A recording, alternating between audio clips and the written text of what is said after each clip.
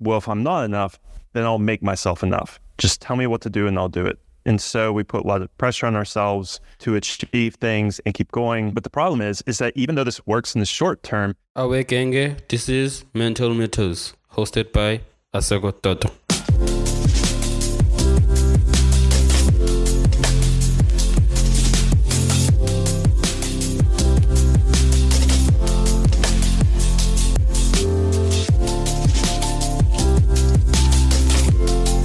It's a modality. IFS is a modality. Yeah. So IFS is a modality that stands for Internal Family Systems, and it was developed back in the 80s by a guy named Richard Schwartz and a few other people around him, and had a few other key contributors to it like Mitchie Rose and Susan McConnell and others who helped build the model. And it's basically this way for us to engage with the different parts of yourself. So I don't know if you've ever said to someone, hey, I have this decision and one part of me wants to do this, but another part of me wants to do this.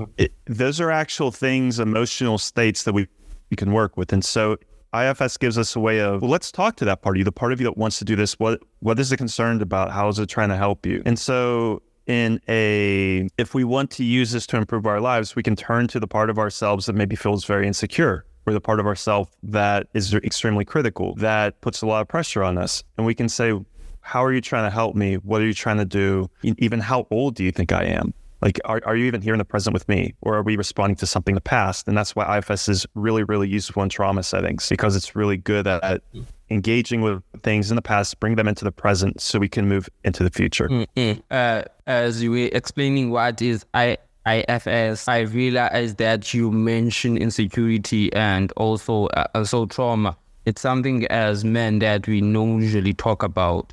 So when you ask what topics I wanted to talk about, as I mentioned on the message, I just want to clear things up in terms of provide this space for men in terms of self-doubt and insecurity as something that you suffered. Right. When I read through your biography, and importance of emotional intelligence and redefining masculinity as you know that it is portrayed as this bad thing, and people, when they hear about masculinity, they only hear the words that is negative in terms of wanting to control women in terms of that. And finally, I just wanted to talk about building self-compassion as a foundation for success. And I feel like as building a firm self-compassion as a foundation of success is very important as men. And we sometimes we redefine success as these different things, but I believe that success is taking care of yourself. As long as you take care of yourself, you know that eventually nothing that will ruin you in terms of, it goes back into also emotional intelligence, knowing that who you are and not allow people to define you as this certain person that is bad, that is always, in a way, trying to destroy people. But let's get into today's conversation. Can you elaborate on your personal journey in terms of self-doubt and insecurity? Can you elaborate on the turning point in your life that led you to dedicate yourself to understanding self-doubt? But before I do that, and you insecurity? just want to respond to one thing you said, which is the idea of only talking about masculinity in a negative way. And I would challenge that a little bit, because I think that is true if you're only in environments where you talk about masculinity in a negative way. Because I imagine on this podcast, we talk about masculinity in a positive way too. It can have inevitably many spaces and organizations that our whole point is to bring out and foster the positive sides of it too. There is masculine love, masculine friendship, masculine support. There is lots of space for positivity in the masculine space. And so I think part of the reason why people like me share a story, people like you are doing this, is because we want to acknowledge that. And so in honoring that, my story, highly synthesized so that we don't take too much time up with this, is just, I was one of those people who kept myself driven by constantly telling myself I was never enough. So there are people who, when they feel insecure, maybe they collapse and they just want to hide. Other people it's like a lot of gasoline is poured on the fire of, well, if I'm not enough, then I'll make myself enough. Just tell me what to do and I'll do it. And so we put a lot of pressure on ourselves to achieve things and keep going. But the problem is that even though this works in the short term, it's long-term destructive because you're never putting anything positive back in. You're only taking out of yourself. And if I try to be, let's say I set the goal of becoming a doctor or something, to use a case of someone who I remember from early on, if I every day of that goal, I say, you're awful, but maybe once you become a doctor, you'll be better. I've spent years and years and years telling myself I'm awful. I have a whole freight train with that going down. And once I achieve it, that freight train doesn't stop. I just have so much built into that. So when you're still succeeding, I think that's easier to maintain because you're getting enough positive hits. But I went through a period where I just was doing too much at one time because that's what winners do. I became suicidal in my early 20s because I didn't have the energy, but I had so much self-hatred and self-loathing built up in my head that started to consume me. And I reached a point in my early 20s where I felt like the only way to find relief would just be to not be here. So I didn't want to die. I really just wanted a break. I remember saying, I just want a 5-minute break from the voice in my head telling me I'm awful. That's all I really want. And luckily, I reached out for help. Luckily, I was able to find a man who was there and was able to provide me with support. And we had this experience together where I basically just bared my soul with him. And he was a priest. He came from a background, even though I wasn't religious. I said, because of my job, I used to work in intelligence, and it can be a problem for you to have a mental health diagnosis if you work in that field. So the worst parts about myself, he basically just turned to me and said, I love you. And he gave me a big hug and modeled for me unconditional love and inspired me to find a new way to engage with myself and have a better relationship with myself. So that's what I've been doing for over the past decade. And that's what I help men do now, is change the relationship they have with themselves so that they can still have a successful, healthy life without needing to go through self-destruction on the way there. You mentioned that you had these thoughts of saying that you're not good enough. You had this self-hatred. And I want to go back to what you said. You found someone that told you that you were good enough. It's okay. And someone that was beside you. And going back to generalize it, as men, let me talk about me. I never had. Please. I had those thoughts of I'm not good enough. And on top of that, I didn't have that father figure that could help me, that could guide me to a fulfilling life, a life that I know that I'm worth it and I will succeed to actually redefining man. And in a way, I didn't have any father figure. As I've said, that finding a role model can be quite difficult. The reason why I'm saying it can be quite difficult is the fact that I have been in the space of mental well-being for the longest time, and I have realized that it is quite difficult for not having a role model or someone that will guide you. At some point, if you find someone, you are afraid that you will get someone that will teach you their ways, and someone that will not recognize morals in terms of what distinguish between good and bad. Something that we fall in terms of, right. We find it difficult to do. So it's quite interesting in terms of this perception of role model and insecurity.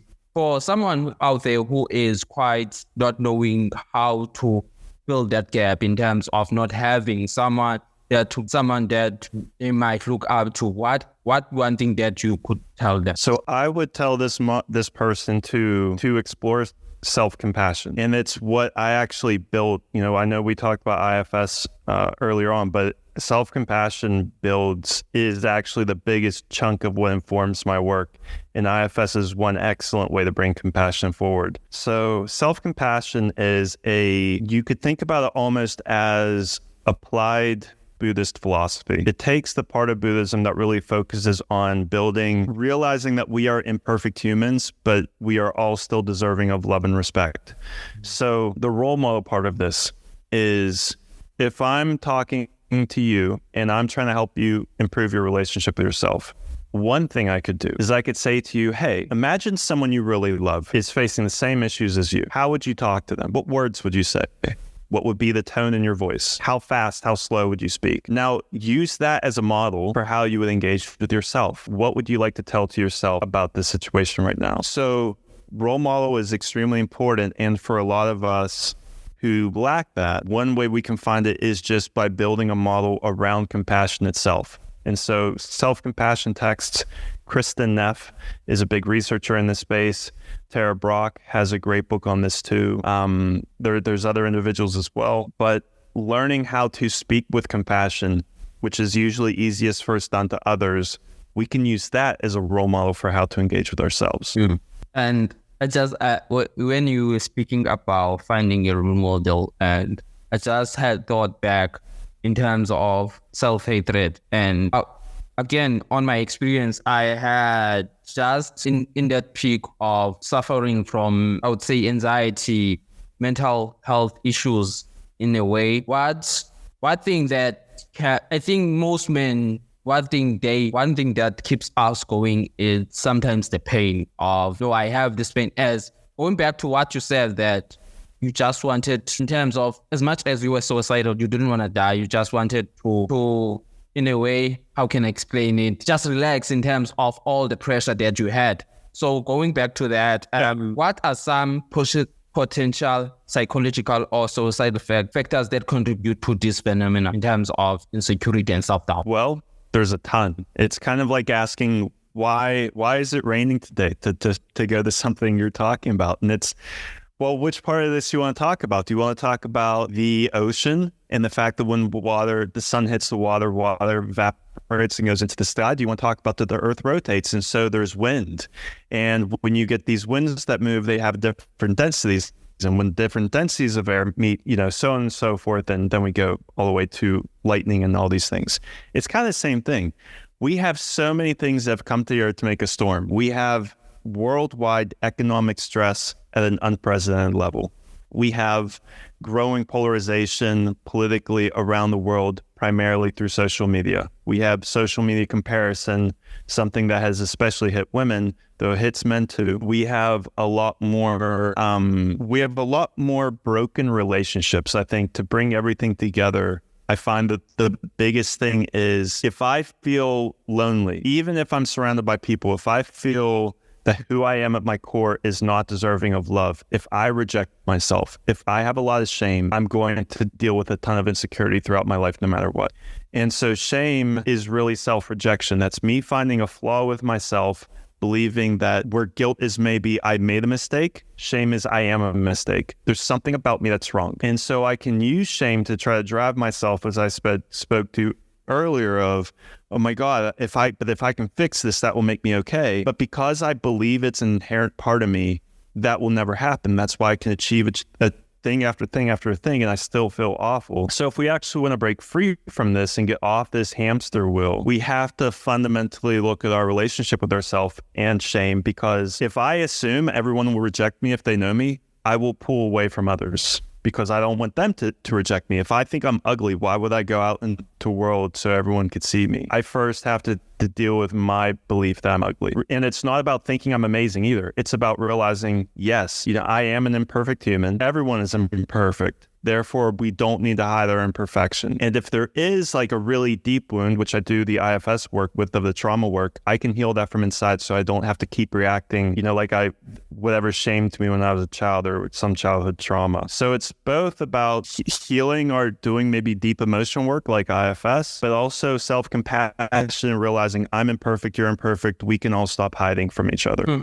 Ranging to masculinity, emotional intelligence and masculinity, just interlinking with its healing and self-love, I realized that in a way, this thing of alpha male and sigma male they are two different communities within men, and without one being judged and one being praised in a way, how can we truly define masculinity in general, involving healing and self-love? I love this. So I love this question so much. And the alpha and sigma male that caused me so many headaches.